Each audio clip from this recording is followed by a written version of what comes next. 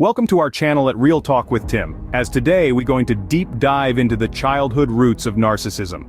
In this video we will explore the common childhood experiences that might lead to narcissistic personality disorder. If you haven't subscribed to our channel, please do as a favor of subscribing. Thank you for doing so, it means a lot.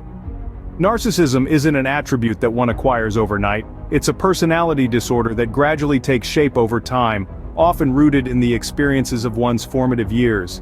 Family dynamics, parenting styles, early social interactions, all play a pivotal role in shaping a child's personality. While it's not a one-size-fits-all theory, there do exist certain common patterns that can be traced back to the early years of those with narcissistic tendencies. Today, we will unravel these patterns, delve into the typical family environments and parenting styles that might be breeding grounds for narcissism. Our journey begins with a deep dive into a type of family environment that often sets the stage for narcissism, the competitive family. So, buckle up as we embark on this enlightening journey, dissecting the roots of narcissism and understanding how it sprouts from the fertile grounds of competition, achievement, and a skewed perception of self-worth. Have you ever pondered the enigma of narcissism? What deep-seated childhood experiences might shape a person into having a narcissistic personality disorder? The trail of breadcrumbs often leads to a familiar setting, the competitive family, an environment where the air is palpable with rivalry, where the motto is, if you're not the best, you're just like the rest. Love and attention in these households are prizes for the highest achiever. Picture being a child in this atmosphere. Your value is dictated by the number of accolades you receive, the grades you score, the applause you earn. Triumph brings warmth and parental pride. Failure, on the other hand, is met with a frosty response and a feeling of unworthiness. Children in these homes battle to feel genuinely cherished. They struggle to relish anything purely for the thrill it brings, unless it ushers in prestige or acclaim. The only instance they feel valuable is when they are at the pinnacle, labeled as the best. This instigates a perpetual cycle, an incessant pursuit of success, a perplexing interweave of achievement and happiness. In such a competitive environment, the roots of narcissistic traits are planted. The child learns to equate achievement with self-worth and happiness with success. The incessant longing for affirmation, the dread of being deemed less than if they aren't the best, gradually molds their character. As they grow, this can transform into a narcissistic personality disorder. The individual continues to crave admiration, develops an exaggerated sense of self-worth, grapples with empathy, and harbors a profound fear of being perceived as mediocre or a failure. Hence, the stage is set for a lifelong pattern, where success is synonymous with happiness. However, one must ponder, is this relentless pursuit of success the pathway to genuine happiness or a solitary journey towards a narcissistic personality disorder? Another common scenario involves a domineering and devaluing parent. Picture a parent who is perpetually critical, easily irked, and imposes sky-high expectations on their offspring. This parent is not your typical strict disciplinarian. They go beyond setting high standards and venture into the realm of constant devaluation and emotional belittlement. In this environment, the parent's approval is a shifting sand, especially in families with more than one child. One moment they're praising one child, the next they're belittling them, and another sibling is suddenly elevated to the cherished spot. The favorite child is an ever-changing title, leaving everyone on edge, walking on eggshells, trying to appease the volatile narcissistic parent. The other parent, if present, often bears the same brunt. They are belittled, criticized, and treated no different from the children. Any disagreement with the narcissistic parent is met with the same devaluation and scorn. Growing up in such a household is like a continual walk through an emotional minefield.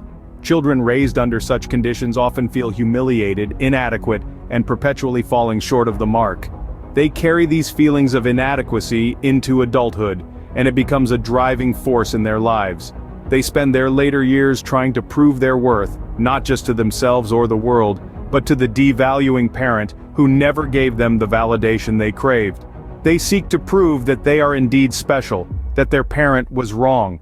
This quest for validation, this need to prove they are special, often becomes a lifelong mission. However, underneath the surface there lurks a harsh inner critic, a remnant of the devaluing parent. This inner voice criticizes their every move, magnifies their every mistake, no matter how minor, reinforcing feelings of inadequacy. The constant struggle to prove they are special often leads these individuals down a path of narcissism, where they seek to prove their parent wrong. They strive for a sense of superiority, a way to silence the inner critic, and in doing so, they may develop narcissistic tendencies. Then there is the golden child scenario, where the child is put on a pedestal by their parents. Here, we're not talking about your average proud mom or dad. No, these parents are usually closet narcissists, uncomfortable in the spotlight themselves. Instead, they project their need for recognition onto their child, often burdening the child with the role of upholding the family's greatness. Akin to a shimmering trophy, the child becomes a beacon of the parent's own unfulfilled ambitions or unrealized potential. These parents don't just praise their child for genuine achievements, but they take it to absurd lengths. They parade their child's talents and accomplishments around like a badge of honor, their words often echoing in the halls of family gatherings and parent-teacher meetings. However, beneath this glittering veneer of excessive praise and adulation, the child may often feel embarrassed, even burdened. Remember, the weight of a crown is heavy, and so is the weight of being the golden child.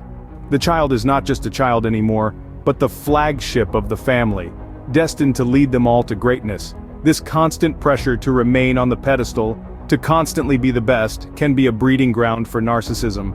The child grows up basking in the glow of constant praise and admiration, and this can warp their perception of themselves. They start believing that they are indeed special, superior to others, deserving of constant praise, and above criticism. This can lead to a sense of entitlement, a lack of empathy, and an intense need for admiration, hallmarks of narcissistic personality disorder. The child now grown up seeks to replicate the adulation they received in their early years, craving the spotlight, the applause, the constant validation. In essence, the golden child scenario is a perilous one. The child placed high upon a pedestal is often unaware of the precarious position they are in. The pressure to stay on the pedestal and be the flagship of the family can lead to a development of narcissism as the child grows up believing they are indeed special and above others. In conclusion, the commonest childhood roots to developing narcissistic personality traits stem from three primary scenarios. First, we have the competitive family environment where love and acceptance are conditional, only granted upon high achievement. This breeds an incessant need for success and recognition, often mistaken for happiness. Next, the scenario of the devaluing narcissistic parent, where the child is continuously belittled and degraded. The child's self-worth is constantly undermined, leading to a lifelong mission to prove their worthiness and silence the internal critic. Lastly, there's the golden child scenario where parents elevate their child to unrealistic heights, placing burdensome expectations on their shoulders.